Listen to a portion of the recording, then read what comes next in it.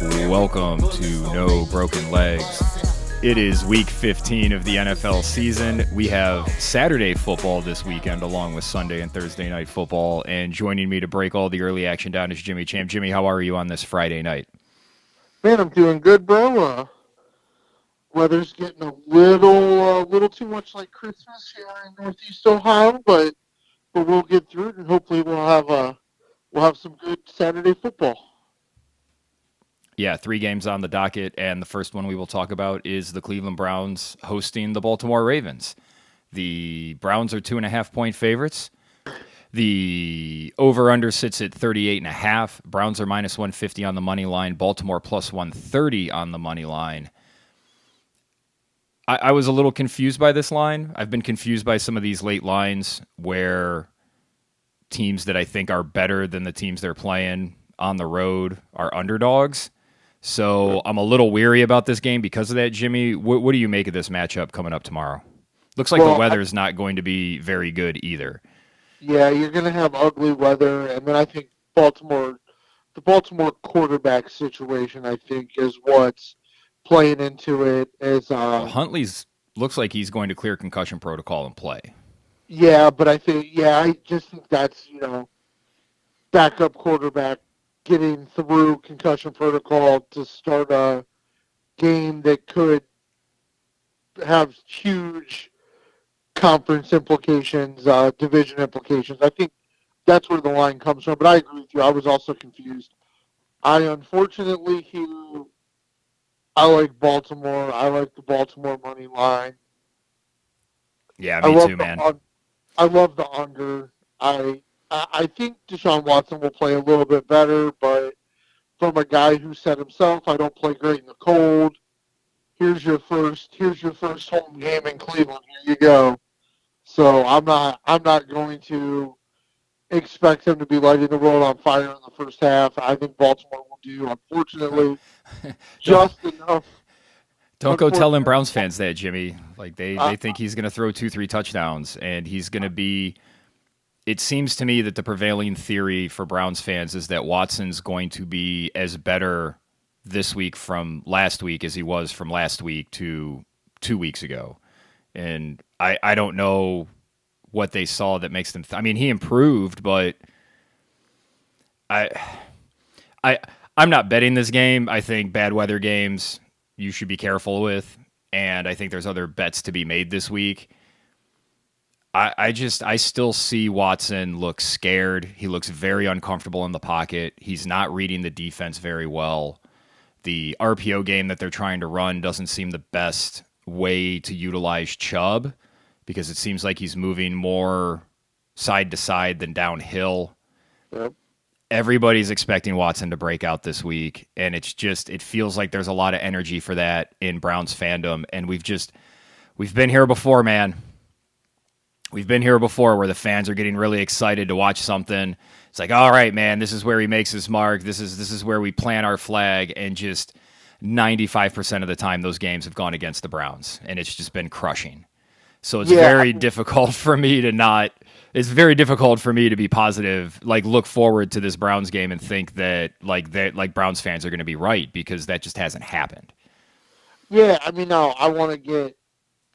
As we get to the end of talking about this game, I want to kind of break off into something else that's been going on with Browns fans and Browns media, Browns sports talk. Oh, is it the fire Stefanski talk this week? So I want to tangent off that. But the thing is, like, I think. Well, let's finish up. We'll finish up with the game first. So the thing is, the reason everybody thinks Watson can play really well this week is because Baltimore's secondary can be had. They're not a great cover secondary. But the problem is the Browns' offensive line isn't playing well. They're not in sync with Deshaun Watson. Even if you go back, the tenure of Baker and then rolling into Jacoby Brissett, they really have no idea how to pass block for a mobile quarterback. It's something. True. It's something very different, and they're all beat up and they're all hurt. And in a weather game, I have no reason to believe that the guys going backwards are going to do a better job than the guys going forward. So I don't this should be a Nick Chubb 25 carry game. And I just don't think that's going to happen. I think it's going to be Deshaun Watson trying to sling the football all over the field. I think there's going to be a lot of incompletions. I mean, he's going to throw an interception or two. Like, I want, and I hope he continues to look better each week to show that growth. I just think this is a bad spot to expect him to excel because the Ravens are going to come after him. There's going to be a lot of pass rush. Yeah, this is a team that does well rushing the passer even when they're not playing good defense, and they've been playing good defense, so they're going to find ways to get pressure. Yeah, and I don't like so that's I think like that's where the concern is for me because there has been so much talk. Baltimore's secondary is bad. The secondary is bad. They're only bad. They're only bad if you have long developing pass plays. They know how to cover for short periods of time when plays break down, when you can have a long developing play action, things like that. That's how they get taken advantage of. And Watson doesn't look comfortable in those situations. The only downfield passing that they're getting right now with him is that, I don't know if it's a 5-step drop, but I think it's just he gets the snap, 5 steps, plants his foot, and guns it on the sideline to Cooper or DPJ. He can make that play because it's in rhythm, and it's just a timing throw. But when things break down, when he's got to sit in the pocket for a little bit and wait for things to develop, he's not reading the field. He's gotten picked off twice now by safeties that have dropped under coverage that he's just missed.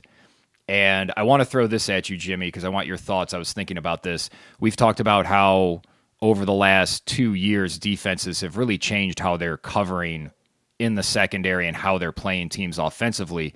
And we've seen this year a pretty significant drop in the overall quality of quarterback play. There's just a lot of quarterbacks that are really confused and struggling to put points on the board. So we've seen Watson not be as good as he was in 2020. I think expecting him to be as good as he was in 2020 is, like, I didn't think that was possible to begin with. And now with how defenses have been playing, do you think he can get back to that level where it seems like the only guy that doesn't seem bothered by any of this is Patrick Mahomes and Joe Burrow? Those are the two guys that don't seem to be bothered by this. Yeah, I think there are other quarterbacks that have moments. I mean, Justin Herbert doesn't seem too bothered by it, but it doesn't translate to wins. Josh Allen throws balls where the defense schemes interception, where they go, if we show him this coverage, he's going to throw it here and we can pick it off. Yeah, he's really up and down. But I think the biggest difference is really for the first time since I believe it would have been that 2019 season, where the Texans were up on the Chiefs in the playoff game after beating the Bills. I believe that was 2019. Yeah. Deshaun Watson threw for a ton of yards because normally every time he had the ball, he was down. And defense were like, the opposing defense were like, we're just trying to get out of here with a win. Go ahead, throw for your yards, whatever.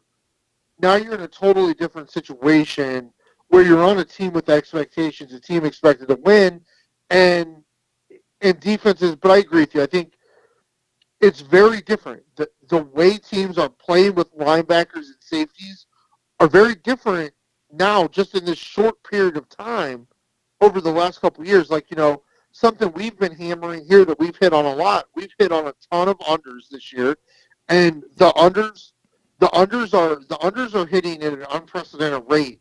Because defenses are just playing better, and it's something different for Deshaun Watson to look at. And now you're going to play a whole lot of games. You're not in the AFC South. Like, you're not playing all these games. You're not going to be playing all these games on turf, all these games in domes. Like, it's going to be different for him. And I think we're going to see, like, this to me, like, I don't think the Browns are going to win this game. I would love to see Deshaun Watson play well to continue to show that growth. I think he needs to play well. He needs to look even better. But I think it's going to be an ugly game, man. I think it's going to be ugly. I really do. Yeah, and we saw from the last Browns game that Baltimore is not going to have any problem running the ball 40 times. And they got J.K. Dobbins back, who looked really fucking good last week. Looked great. Browns now without J.O.K., who, even despite their struggles defending the football, he was basically the only guy that was making any plays in the run game. So I guess some people would say Taki. I'm still out on Taki. I mean, it's a bummer that he got hurt. It looked like he was playing some really good football there at the Mike position, but I don't think he can sustain that. But I don't know how they're going to be able to slow this Baltimore rushing game down. And I think Baltimore is just going to keep running it. And I think their defense is going to attack. And this will be another one of those moments where this is a game where the Ravens know they need it, and they're going to come and they're going to bring intensity to this game. And we'll know pretty early if the Browns are going to be able to match that intensity. Because most of the time when we get into these spots, we watch the Browns just get pushed around. Yeah, and it's hard. It's hard for me to just say it's going to be different. Like, I don't understand why you would think that. Hopefully, Joe Woods is coaching for his job, just like everybody else is. Hopefully, maybe we'll see a couple plays where the defensive line is shrunk together, and Myles Garrett and Jadeveon Clowney are more in the middle of the defensive line than out on the ends. Because if you remember right, that's where Baltimore absolutely attacked. Yeah. That first game. Well, it would also also be nice to see Myles Garrett lined up next to Jadeveon Clowney once in a while. I mean, just again, we're throwing that out there. It's not like the only time they did that last year and brought a rusher in, they got a sack. Like every single time they did that. Yep. It's like every one of what was his name? Troy Hill? Was that his name? Yeah. Yeah. Yep. They did that like 3 times maybe all season, and we're just sitting there going like, why don't you do that more often? That seems to work. Which actually gets into something. The fire Stefanski talk has dominated Cleveland talk radio this week, and I don't want to get into it. We've talked about Stefanski's problems. They're not going to fire Stefanski. I'm beginning to believe that they're going to keep Woods too, because I think the defense has been playing better. And what I really want to talk about is, and then we'll hit your thing before we get to the rest of the games. I don't think this team can adjust, I don't think this coaching staff can adjust, because when this team's on script, they look great. They just march up and down the field. They make plays in the secondary. Myles Garrett's wrecking games. Clowney's getting pressures. As soon as they get off script, it seems like dominoes start falling, because it's never been one thing, even with their fatal flaw, I think, and you think, with the defensive line, especially at the defensive tackle position. Even with that fatal flaw, that isn't the thing that has lost them a ton of games this year. They've like we talk about them finding ways to lose. They lose in a variety of ways because they have a variety of problems, because they make a lot of bad decisions when things go off script. Yeah, but I think those holes at, I think my problem is, I think those holes at defensive tackle and middle linebacker have been so egregious. I mean, you're not wrong. And they've done nothing to try to scheme it out. Like, because for me, like, everybody can talk about everything they want. For me, Joe Wood should have been fired after the Atlanta game, when a team had a drive where they threw no passes and went down the field and scored a touchdown on you. Yeah, that was pretty embarrassing for them. And then with Baltimore, I mean, Baltimore ran the ball like 13 times in a row right up the middle, and you never shrunk the defense. You never moved people around. You never did anything. And I have such a problem with that, to where I think, like, even the Patriots game, the end of that first half, like when the game was still close, they were just trying to run. They were just trying to get a couple extra yards to kick a field goal, and instead Ramondre Stevenson runs for like 35 yards for a touchdown. Just right up the middle. Well, I remember you saying that they noticed that there was something where if they got them looking in a certain direction and gave them motion that way, and then made it look like the play was going that way, and then ran counter to that they would over pursue and that they could hit big plays. And they did, and they did it over and over again. But I agree with you, though. That's where I think the coaching comes in, is because you can't just say, but you are right, like, you cannot just say every loss was because of this position or this player or this situation. It has been a myriad of things. Like when our special teams coach goes, just move up a little closer to kick the field goal. It'll be fine. Like, just the They've way, had 3 blocked kicks this year. Like, I don't think I've seen 3 the previous 5. Yeah, exactly. So you are right. It's been so many different ways to lose that I don't understand how it doesn't fall on the coaching staff. But I agree with you. I think maybe regardless of the way the season plays out, because I think if Stefanski comes back, then Woods and Prefer are going to come back with him. I would imagine. Stefanski doesn't seem like a guy The only caveat to that I would throw is a name that we have talked about before on this podcast as a possible replacement for Joe Woods, and that's Mike Zimmer. Yeah, I love it. Yeah, I absolutely agree. I think Zimmer is exactly the kind of... He would make them addressing defensive tackle a requirement of taking the job, because he was the guy that had, what was his name? Richardson, the defensive tackle we had? Yeah. That we signed from Minnesota that played mostly pretty well. Yeah. But he understands the importance of that position. And one more quick thing that I wanted to talk about in terms of on-script and off-script. I think it's a double-edged sword, because it's not just that they make a lot of bad decisions in terms of mistakes. I think they make a lot of bad decisions in terms of not feeding a guy. And that's another thing we've talked about a lot. Like, Chubb's rolling. Just keep giving him the fucking ball, man. And I was critical of the David Njoku signing. I still think it's way too much money. But if you're going to pay him that much money and he's going to be this dynamic when he's on the field, why doesn't he get more targets? It's a hell of a question. I mean, you paid him. I don't... I know he's a good blocker, but you didn't pay him to be a blocker. You paid him to catch passes and score touchdowns.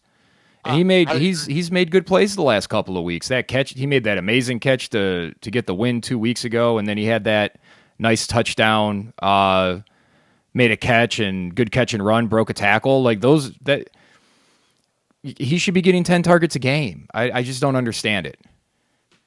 Because now my answer to your question would be where I think the difference between like a Kevin Stefanski and a Kyle Shanahan comes in. Where I think when Kyle Shanahan draws up a play, I think Kyle Shanahan says, on this play, this is what we're going to do to get George Kittle open, and we're going to throw George Kittle the ball.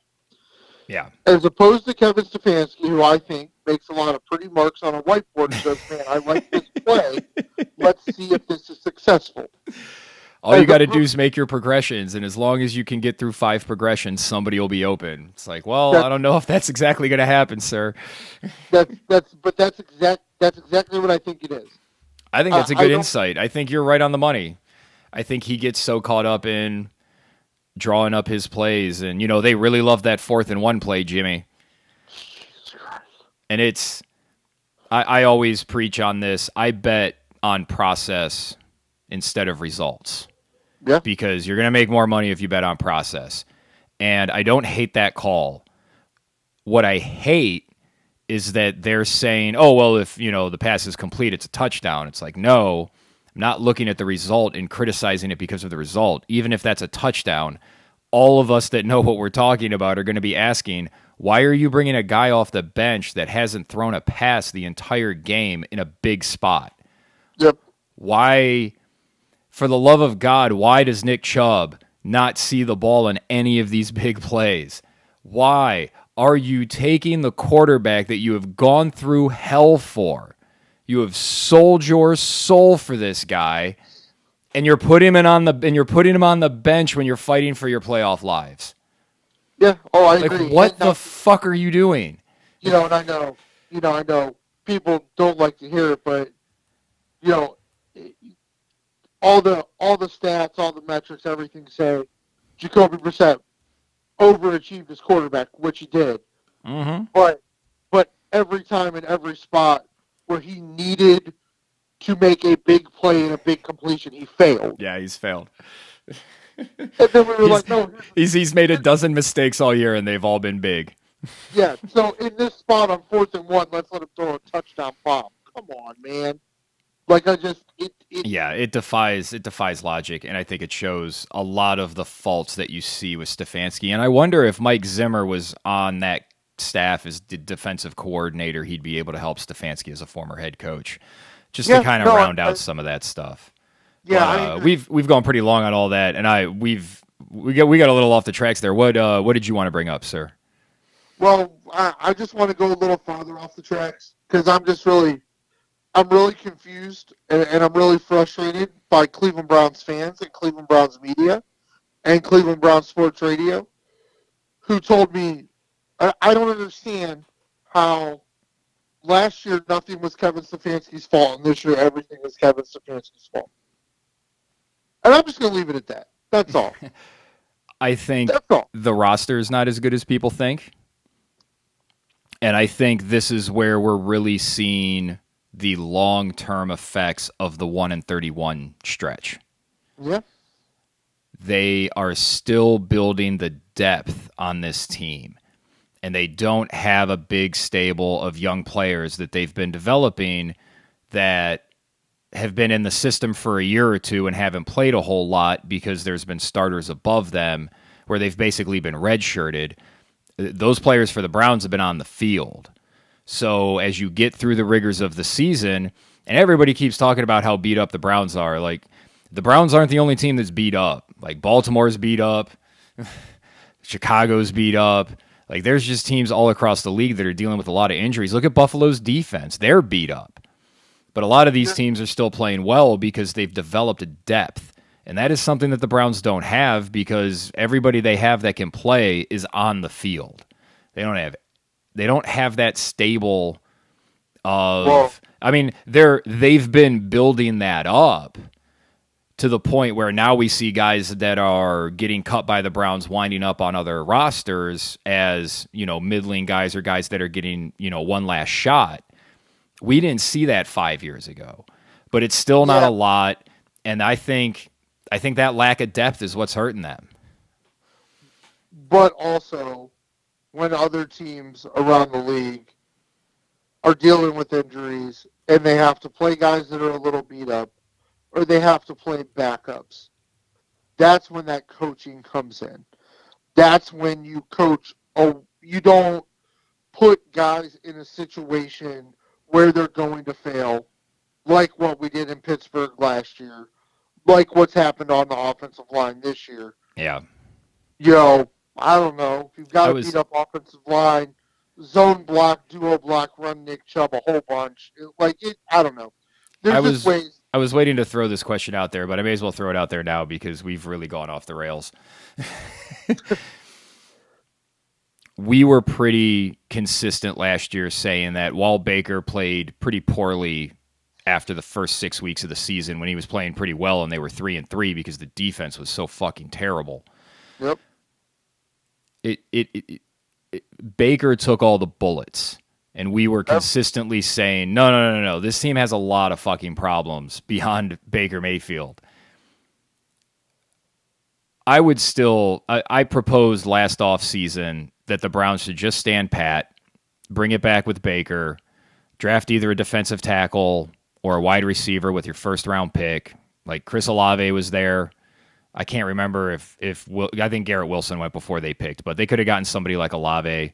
I don't remember who the big defensive tackles were. Was Jordan Davis would have been on the board, wouldn't he? Yeah. So if you put one of those two guys on this team and you put Baker in there, and let's say he plays like 80% of what he did in 2020, so he's like the 15th best quarterback. He's perfectly average. You're probably not bringing Baker back, but you're going out looking for a quarterback, and you don't maybe have that answer, but I think you feel like you're in a better position because you still have enough capital in the draft and cap space to go after it. What do you think about that? Do you think the Browns would be in a better position if they had all of that instead of the position that they're going to be in where they're going to constantly have to do cap gymnastics to try to free stuff up, to try to just sign anybody they can, and they're going to have to consistently rely on guys that probably aren't as reliable as they're hoping they would be?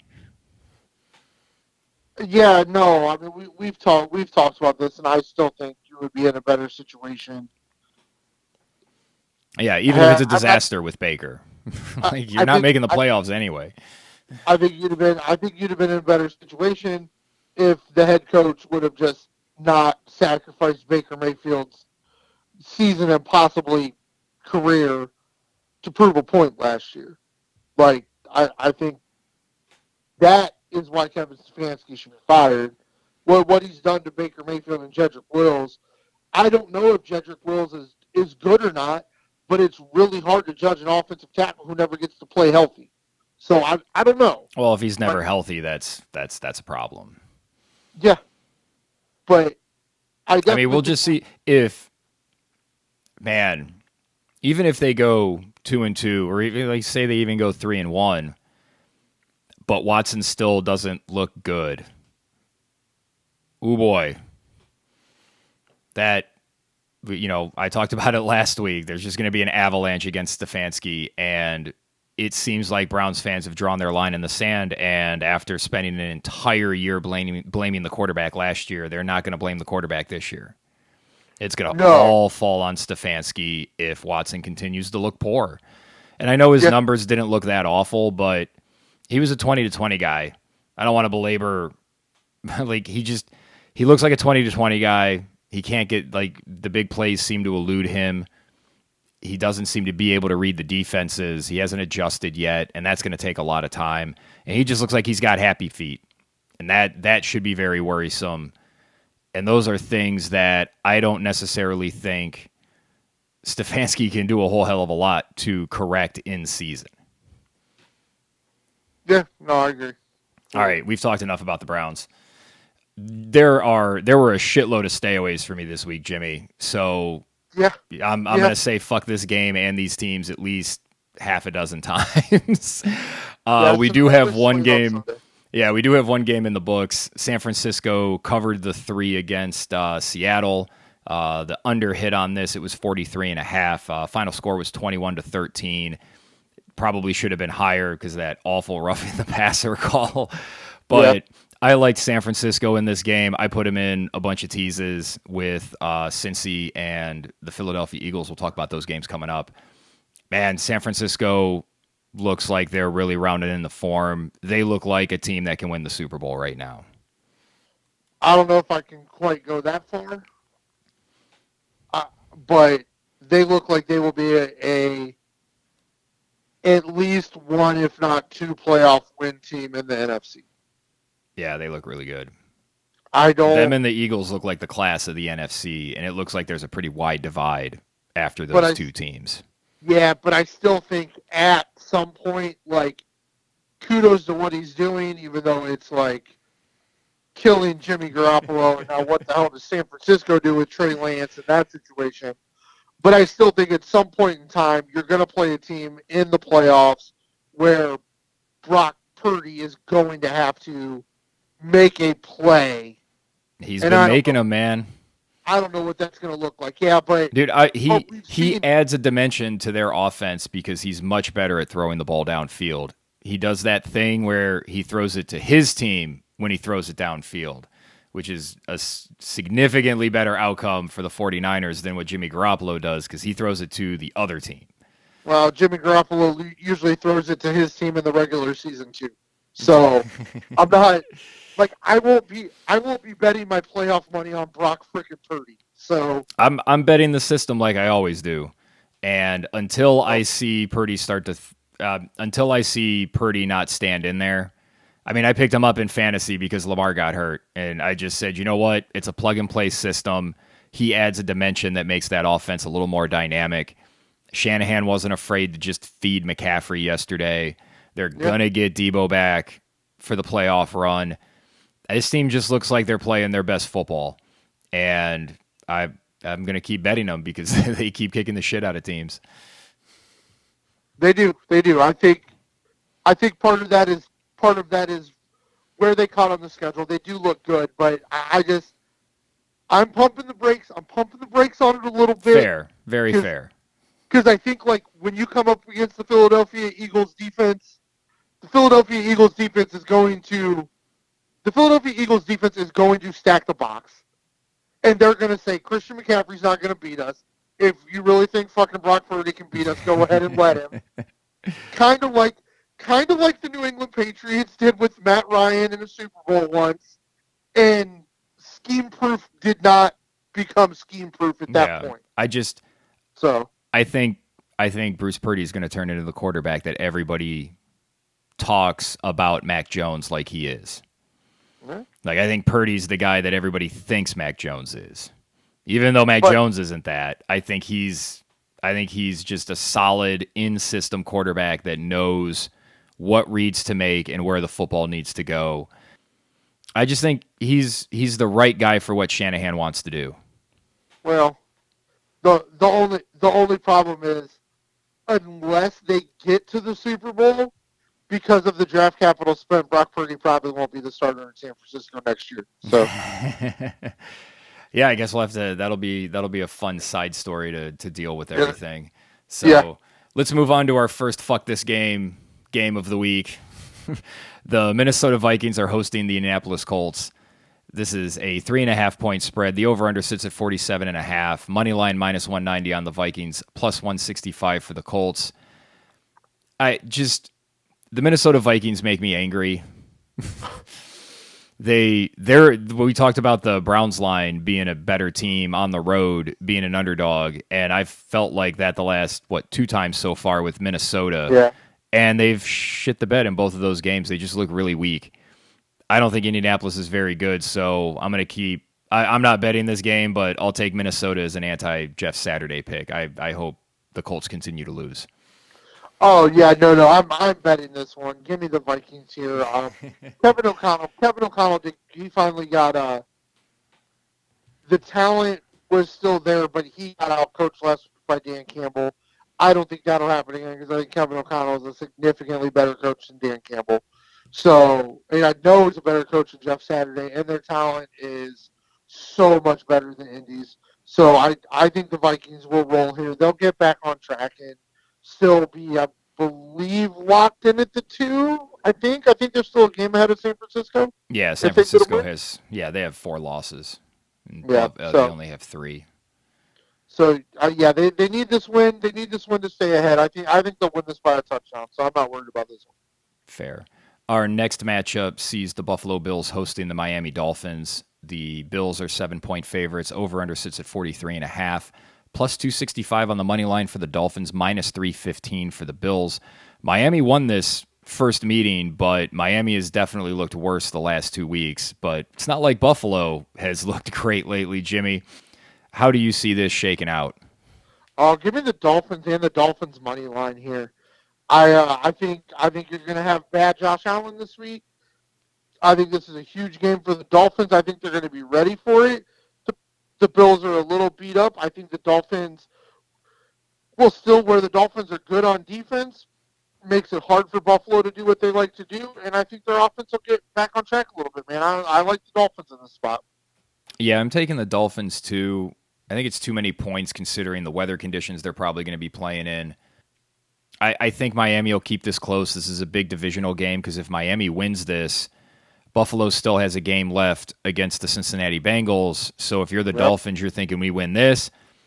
All we got to do is get a little help from Cincy, and all of a sudden, we win the division, and we're hosting a playoff game. Yep. So I think they'll keep this close. I don't have much more to say. It'll be fun if it's snowy. Yeah. Our next fuck this game of the week is the Carolina Panthers hosting the Pittsburgh Steelers. The Panthers are 3-point favorites. The over-under sits at 37.5, plus 120 for the Steelers, minus 141 for the Panthers.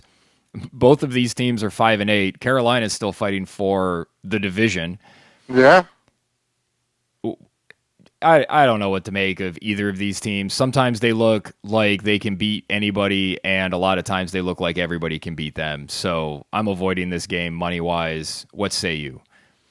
Oh, no, I love the Steelers in this spot. This seems like the kind of game that Mike Tomlin loves coaching, where he shouldn't even be involved in the game. The team should be down. I think they'll pull out some craziness, and I think the Steelers will win this game outright. Wow. TJ Watt reportedly dealing with a pretty bad rib injury that he's been playing through. That defense has looked good, but not as formidable as normal. So I'm going to take Carolina because I think they're going to keep pace in the NFC South. I think they win by a field goal. Wow. That defense in Carolina is no joke, man. No, they're playing good. Think... They're playing good football. Although, oh man, now I'm going to talk myself out of it because the Steelers aren't going to let Foreman run all over them, are they? Probably not. And when this Carolina offense can't run the football, they look pretty ordinary. Yeah. Oh man, you talked me into it. I'm changing my pick. I just can't put money on Sam Darnold, man. No. I don't even know. Is Pickett's not playing in this? He's still in concussion protocol, isn't he? He's listed as doubtful right now. Okay, so they're going to go with Trubisky? Maybe it's the Mason Rudolph comeback game. I don't know. Oh my! Yeah, I guess it doesn't matter at this point for Pittsburgh. There was a rumor. This is funny because I saw a rumor that the Carolina Panthers have been considering offering Pittsburgh a trade for Mike Tomlin. Yeah. Which would be a good move by Carolina and a bad move by Pittsburgh, unless they get a pretty big haul. Yeah. Well, we talked about San Francisco playing really well this year. The other team in the NFC that just keeps on winning is the Philadelphia Eagles. They are 9-point favorites on the road in Chicago. The over-under sits at 48.5, minus 400 for the Eagles, plus 328 for the Bears. This is a big line, and I don't think it matters because Philly's playing really good football right now, Jimmy. I mentioned earlier I've got them with San Francisco and Cincy on a moneyline 3-team parlay. So I think they win this one pretty easily. What do you think happens here? Yeah, I'm with you, too. I think they're just going to keep rolling. I like the over here, too. I believe Fields is back. I think Chicago will score some points to try to keep up. But, yeah, I think they can win this game by 2 scores, no problem. I like the over as well. Ooh, you like the over. I'm not betting the over-under on this one, but I do like the under. So we'll argue about that one next week. Yeah. Our next matchup is another big line. The Kansas City Chiefs are on the road facing the Houston Texans. They are 14-point favorites. The over-under sits at 49.5, minus 950 for the Chiefs, plus 600 for Houston. This is a really big line, Jimmy. Yeah, but I think unlike Dallas, I think KC is going to be dialed in. I think KC is going to win this game by 17-20. I'm taking KC here. I think KC is getting ready for a deep playoff run, and I think the redomination of the AFC starts right now. Wow. I'm going to take Houston because I think they keep it somewhat close. I think there's a lot of backdoor cover potential here because that KC defense is just not playing very well right now. No, it's not. Our next game is another one of the really just fuck both of these teams. The Dallas Cowboys are traveling to Jacksonville to take on the Jaguars. They are 4-point road favorites. A lot of road favorites this week. Over-under is at 48, minus 200 for the Cowboys, plus 175 for Jacksonville. Jimmy, I was heartbroken for you last week when they got the interception. And I was like, oh, there's no way. Like, they're inside the 10-yard line. Like, they should be able to just, like, this game's over. And then it wasn't because Houston's just a fucking disaster. And on the other side, Jacksonville just seems so up and down, even though Trevor Lawrence has played really well lately. So who do you think comes out on top of this game? Because this is a big game for both these teams. It is. I like Jack. I think Dallas probably wins this by a field goal. So I love the 4. I'm taking Jacksonville here. Yeah, I'm taking Dallas just because Jacksonville keeps breaking my heart and making me angry. Understandable. But I will not be betting this game. I think both of these teams are a little too inconsistent, and that 4.5 is, or it's down to 4 now. It was 4.5 earlier in the week. I think that's a really good spot for that line. Another game featuring teams that can go fuck themselves is the New Orleans Saints hosting the Atlanta Falcons. The Saints are 4-point home favorites. The over-under sits at 43.5, minus 205 for the Saints, plus 170 for the Falcons. The Desmond Ridder experience begins this week, Jimmy, as like Mariota got hurt and he's just bailed on the team. Nobody seems to know where he went. Is Desmond Ridder going to be any good? I don't know. Yeah, I don't think anybody knows. Is New Orleans any good? No. Is Atlanta No. any good? No. This is just an ugly game that I avoid most of our listeners just avoid unless I don't know. If I guess if you know somebody on the teams, check it out. You're just dying to see the Desmond Ritter experience. Just I guess. I don't Yeah. know. I'll take Yeah. Atlanta, I guess. I'll take the Yeah. points if you must put money on this because New Orleans so bad. Yeah. I'm with you. I'm staying away, but for our podcast, I'll take Atlanta. I'm curious to see what they come up with for Ritter because this team overachieved by being creative with their game plans offensively. Yeah. So we'll see what that coaching staff does with him.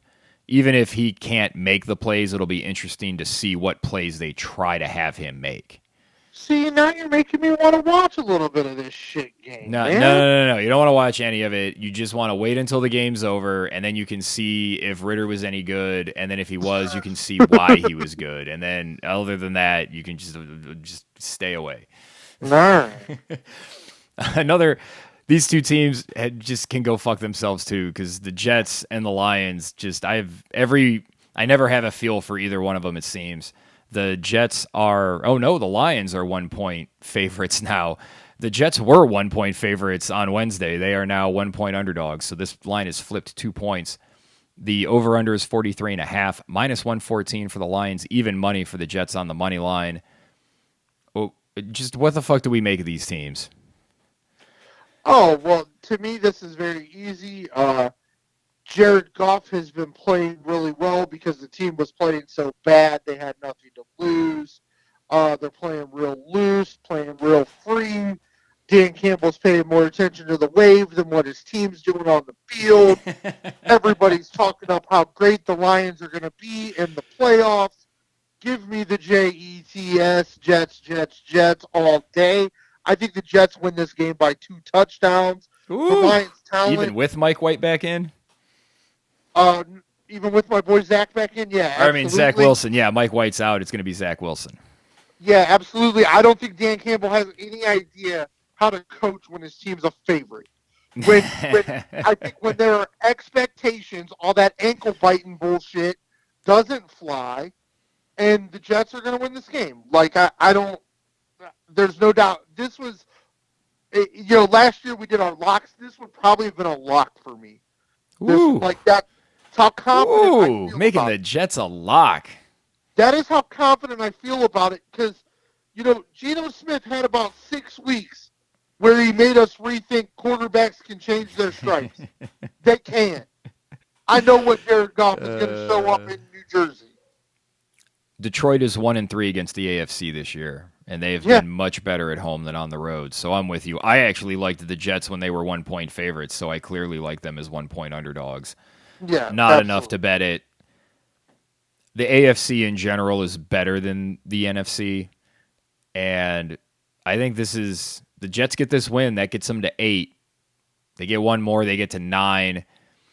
I think they need to get to 10, but they might sneak in at 9 because New England's schedule is pretty tough. Yeah. Our next matchup is a battle of backup quarterbacks as the Denver Broncos are hosting the Arizona Cardinals. They are 1.5 point favorites. The over-under sits at 36.5, minus 125 for the Broncos, plus 108 for Arizona.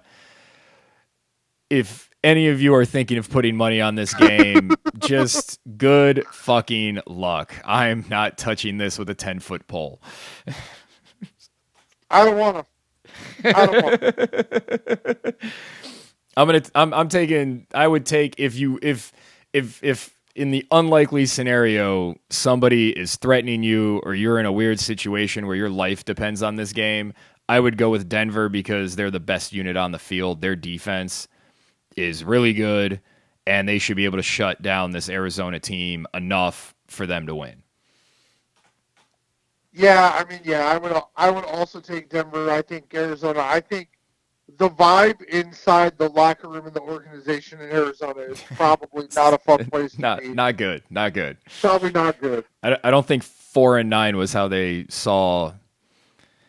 Man, they make the playoffs last year. They were riding high. They finally finished a season without completely falling apart, and then Kyler just looked like a disaster in that playoff game, and they just don't seem to have ever recovered. Nope. Man. We discussed them earlier, the New England Patriots. They are right in the thick of the playoff hunt with the Jets with 7-6. They are on the road facing the Las Vegas Raiders.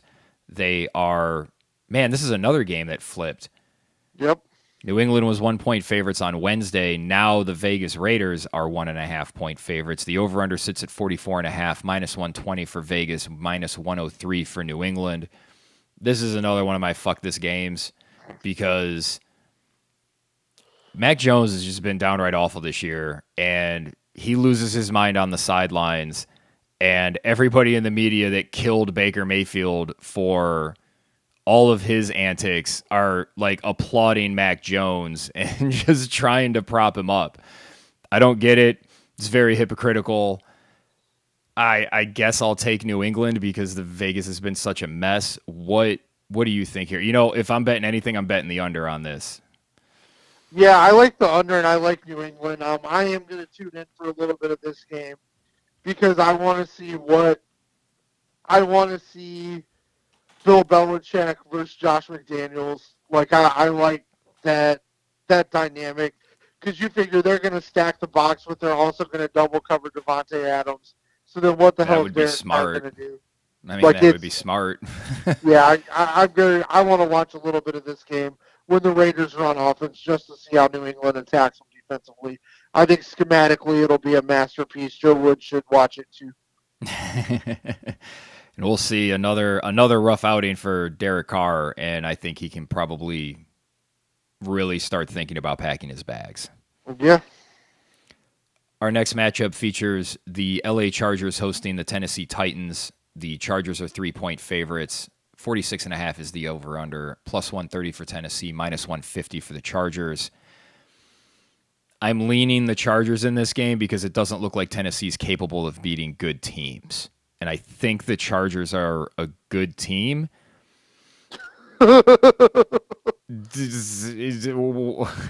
What are your thoughts on that general statement that I just kind of made? Yeah, no, I think that's fair. I am going to take the Chargers. This is a pretty big game in the AFC. Like this is a big game. I'm going to take the Chargers. But I am too. What I will say as a caveat, though, to that, I will say I'm taking the Chargers. But if this game comes down to coaching decisions, Mike Vrabel will make the right decision and Brandon Staley will make the wrong decision. Coaching is a big reason I don't want to bet this game. The other reason is LA's run defense is not very good.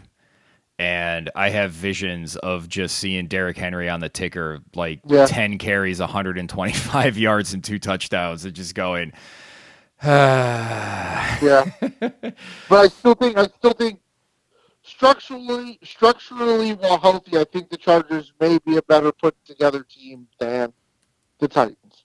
Yeah, I think the Titans are. You know what this Titans team looks a lot like? Looks like the down year Steelers and Ravens teams. Yeah.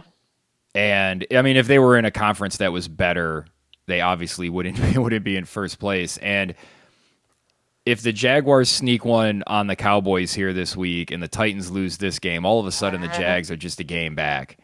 Uh-huh. You know, as somebody who might have a plus 600 on the Chargers to win the AFC South, that would be pretty awesome. Uh-huh. But yeah, I'm with you. I'm going to take the Chargers. I think they know they got to win this game. I also like the over.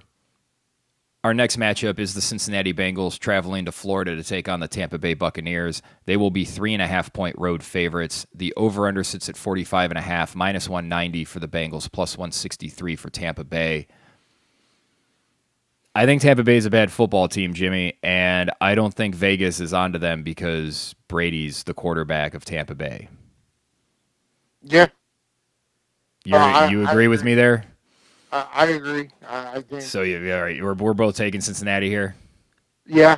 I like them in the money line parlay with Philly, San Francisco. Don't nobody out there. Don't bother putting Kansas City in your money line parlays. It's not going to help you. No. No. Yeah, no, I like Cincinnati here. Are the Bengals going to go back to the Super Bowl? No. No. They look really good right now. And even though I don't like their coach, I don't think this team gets its attitude from the coach. They get it from Joe Burrow. So I think they might be able to. They seem to have something on Kansas City. I don't know what that is. I'm really interested to see what this team does when they play Buffalo. Yeah. Yeah, I think that's the thing, though. I think whoever they play in the first round of the playoffs this year is going to be significantly better than the Raiders were last year. Oh, that's probably a true statement. Like, I just... Although I don't know, man. If with Baltimore's quarterback problems, they might wind up hosting a game. Maybe. I mean, if they're hosting the Jets, like if I'm the Bengals, I'm not scared of the Jets. I'm not scared of New England. The only wild card team that I'm really scared of in the AFC is the Chargers. That's a scary wild card team. Oh, I think that, and I think I don't know. Maybe Miami, if they show that they can get past this press coverage thing, I'd be willing to put them back up there. But it looks like defenses have found something out with them, and that Miami team isn't very good at running the football right now. Well, I think they'll get there because I think they have a good coach that'll figure that out, but I don't know if they have the personnel to get it done this year. Yeah, but I don't think, like, with as bad as New England's quarterback play has been, I would still be terrified to see Matt Judon in that defense in the playoffs. Yeah, I disagree. But that defense is good. That is a legitimate NFL unit. But I think in a playoff game against a good team's ready to play a good defense. Yeah, we'll see. Speaking of two teams that aren't good, the Washington Armada are hosting the New York Giants. Both of these teams are 7-5-1. Both of these fuckers tied a few weeks back in just a complete abomination of a football game. Yep. Washington's 4.5-point favorites. The over-under sits at 40.5, minus 210 for the Commanders, plus 182 for New York. I don't want it, Jimmy. This is a stay away. Don't put money on this game, in my opinion. Although stay away for you? Chase Young looks like he might be coming back. So, I don't know. I don't know if I can keep throwing money on the Heineke Express. I can this week. You've been more right on them than I have, so maybe I should take your advice. Give me the Armada here. That Giants team, man. I would love it if they missed the playoffs because I said all year they weren't very good. Yeah. You know what? I'm going to take the Armada. Talk me into it. You can talk me into going with Heineke more. He's been good to me this year. Yeah, and I think, especially with a banged up Saquon, I'm not even fully sure if he's playing. With a banged up Saquon, the Giants, there's just not enough there on offense. Our last game of the week features the Green Bay Packers hosting the LA Rams. The Rams have 4 wins and the Packers have 5 wins in Week 15, just as we all predicted.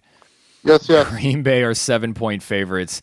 The over-under sits at 39.5, plus 260 for the Rams, minus 320 for Green Bay. This line confused me. Not really the line, but the line compared to the over-under. A 7-point spread with a 39.5 over-under seems odd. Yeah. It just seems like a big spread for what seems like a pretty low over-under. I wouldn't bet this game because I don't trust the Packers, and I don't know what do the Rams look like with Baker next week. Baker's been so up and down this year, and he's been so up and down overall. I don't know. What do you think here? This is a weird one, right? Because I don't want to wager on this football game. No, but I've lost enough money betting on Baker Mayfield this year. I don't need to lose anymore. But I think I want to watch every single snap of this football game. Like, I'm so intrigued by what's going on with these two teams. Dude, Green Bay's going to win this game. Like, they'll eke out. They'll have, like, a come-from-behind victory. and Aaron Rodgers will be all pumped up because he's going to play again next week, and everybody in the Green Bay front office is going to be like, "Fuck, we're still in the playoff hunt." Yeah, like I'm very intrigued. I think the one-on-one matchup between Jalen Ramsey and Christian Watson should be really good. I think it's going to be. I think it's going to be a very good competitive football game. For the sake of this, I'll take the Rams, but I don't want anything to do with this. But I think it's going to be a good football game. Yeah, we'll find out just how bad the Rams are. I'll take the Packers because I think the Rams might not be very good. I think this may be the week that Green Bay defense looks like we thought they would. I just something looks off with Baker, although that last drive was great. He saw what they were giving him and he took the shot. I just don't think Green Bay is going to give him those types of shots. And then I don't know what happens after that because they don't have a lot of weapons. And an LA team that should have a lot of weapons has a lot of weapons on the sidelines not wearing football pads. Yeah, we'll see. Probably the worst thing for Cleveland would be a loss to Baltimore where Deshaun Watson still looks bad. And then a Rams offense where Baker's the only person that's healthy beats the Green Bay Packers. Well, that would just, and with how bad it's been as a Cleveland sports fan over the last 20 years, that, would just be like another day at the park. You're right. It wouldn't even be a blip. Yeah. It would just be another data point on a, just line of ineptitude. Oh, look at that. We still kept it under an hour, even with our sidetracking with the Cleveland Browns earlier in the podcast. That was great, Jimmy. We got through those games pretty quickly. Well, there were a lot of games that there wasn't a lot to talk about. Yeah, and that's gonna definitely happen as we get here in these last couple of weeks. We'll definitely spend more time on the games that matter and a lot less time on games like New Orleans, Atlanta. Exactly. Well, that's it. Saturday football, Sunday football. Try not to just sit at home on the couch the whole time and get divorced. You're gonna get to do that next weekend during family time. So watch these games, win some money. Jimmy, thank you for joining me. No place I'd rather be, brother. And we want to thank all of you for listening. Please give us a like or subscribe if you like what if you like what you're hearing. That way you can get our latest podcasts as they drop. We will eventually do an NBA podcast, as it is a week from Christmas and the NBA season starts after Christmas, so we should probably do that. So keep an eye out for that. Jimmy, I'm actually going to go to the game on Wednesday. Nice. Yeah, they're playing the Bucks. We're going with Miner and I are going with Rob and Tennant, so that should be a lot of fun and get a firsthand look. And we'll bring all of you listeners a report, let you know how our boys are looking. Awesome. All right.